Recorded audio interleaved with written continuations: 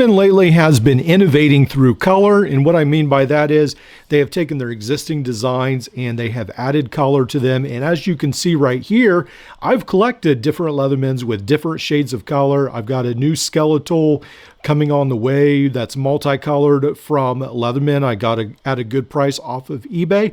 I'm not against that, but I would like to see Leatherman get back to its roots, start producing more multi-tools, even if they're unusual or usual, just do something. Again, they've given us the Arc and then they changed it, I guess a little bit, but again, the Obsidian was mostly a different color change, and I would love to see Leatherman do some more things. I've got 4 ideas for Leatherman to do. Let's jump into it. Now, one of the first ways Leatherman could innovate, this will not be popular with everyone, but they could actually make a multi-tool hammer. I've been very skeptical of that, but Roxxon has done an excellent job with their Rhino. I'm almost embarrassed to admit it, but I use this a lot. This hangs on a magnetic strip above my workbench, and I recently bought this hammer multi-tool off of eBay. Look at this little guy. This is really, really different. We've got the hammer head right here, very shiny tool. Then you'll notice it has this knife and a screwdriver on this side. Then on the other side, we have a roller of sorts and then maybe a letter opener or an awl. I'm not really sure. I don't have hardly any information on this tool right here. Very, very different and unique, actually. I believe this is made in Germany. Now, for those of you who might scoff and say Leatherman should never make a hammer, multi-tool hammer, they actually did make a Leatherman set of garden pruning shears some time ago. So Leatherman has veered into some strange things in the past.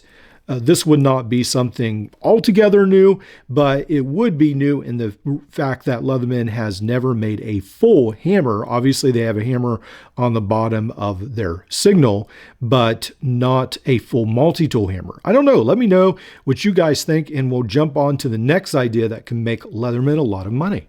Now, I feel like there is a fairly large segment that Leatherman could corner on the market with some of these smaller base tools. Now, this is Roxxon's attempt to be competitive against a Victorinox and some of the other brands. So right here is a Flex Companion, and it is very compact, fairly light, and it's got a nice pocket clip. This is a very nice system for someone who doesn't really care for pliers. Now, obviously, Leatherman already has some free series, the T2 and the T4, but I feel like there is still a lot of room to innovate and make some cool new things. On this particular tool right here, this is very different. These tools fold out. I guess they lock into place to some extent through tension. This is a knife of sorts. This looks like a file. Who knows what this tool is at the end? I'm a little scared to know what that is. Then on the other end, there's a set of scissors and then another file, more like a nail file. We can fold all this in, and then it does more lock into place when you close the box lid. Sort of a cool little set of scissors, spring-loaded. It does lock in once you close the lid, then open the lid, close this up. Get this locked in. There you go. You've got your little tool. Now, should Leatherman make something exactly like one of these? No, probably not.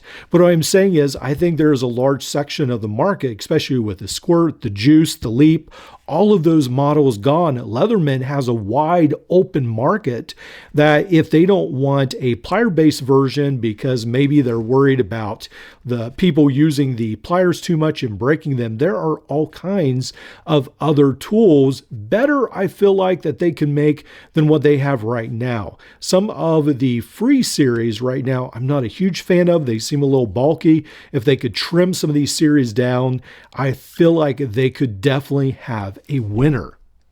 Well, here's another crazy idea.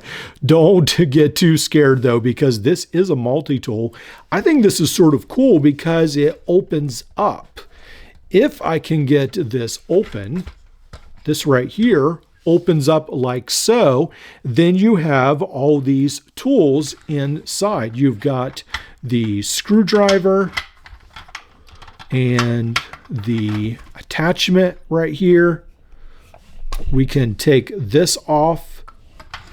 This actually turns around, fits into these notches. You go to bed extender, then you can use the screwdriver. You've got all these micro screwdrivers that fit into the back section of this truck. It looks just like a kid's toy, but it actually has some tools inside. They are not good quality, just so you know. Yeah, I think it'd be really cool if Leatherman could come up with not this right here, but essentially the car that Tim Leatherman was driving when this idea of the original PST sort of came to be. That car in Europe he was driving that he kept trying to fix, and he was frustrated because he didn't have the right tool. Wouldn't that be cool if they would come up with that miniature die-cast model that you could open up and perhaps get tools out of the inside if they would turn it into a multi-tool? I think that's a cool idea. Probably no one else will, but I sort of think it is. Now, this right here is from the Dalton Company Limited. I think maybe this is on Amazon. I'll have to check back into it. This is still available somewhere, I think. This shows what comes in the kit. Again, I would not really recommend you get this one right here. It's not made that well, but it is a cool conversation piece. And if you're into weird multi-tools, this might be exactly the one for you. These are some more very unusual tools. This one right here came, and I got it because it has this really different tool. This arm comes out, and then you have like a little flint striker. Now, I don't think this one right here is working at the moment. I think it's supposed to be almost like an old-fashioned lighter. I don't think maybe the flint piece is in there. This one is also from Japan. Not only does it have this very unique lighter of sorts, it also has a knife, again, a file, and a set of scissors. So this and the hammer from Japan. The other tool that we talked about was with the fold-out tools that was from Germany. There's all these very unique designs in the past. There have been multi-tools around the world. People have been coming up with very unique designs. Now, Victorinox did try to do a lighter version. This is not Victorinox. This is an off-brand.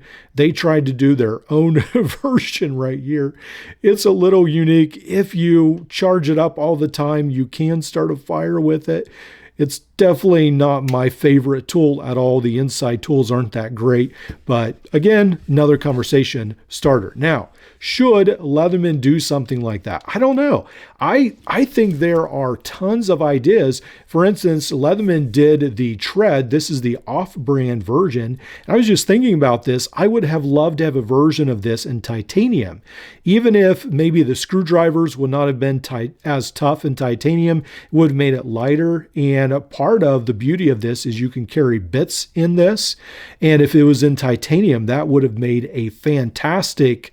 It just would have been so much lighter, so much easier to carry, and I probably would enjoy carrying a lot more in titanium. So Leatherman has come up with some off-the-wall ideas in the past.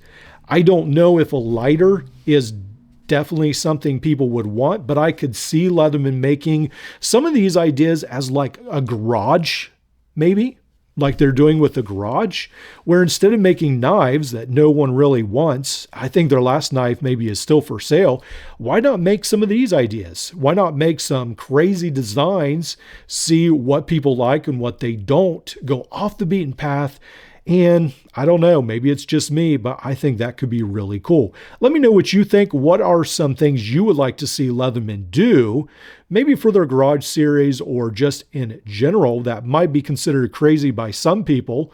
I think a lot of people will probably say the Knipex style pliers or the vice grip, but let me know what you would like to see from Leatherman in the next year or so.